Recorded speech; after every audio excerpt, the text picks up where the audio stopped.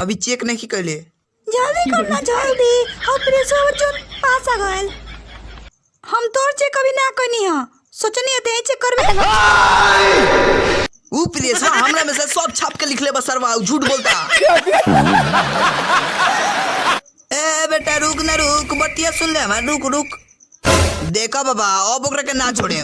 ऊ सरवा हमरा के 12वां में फेल कर देलक काहे? बेटा तोरा समझ नहीं के आवत, ओकरा के घूस किए तबे न पास करी, अगले साल पक्का पास कर दी।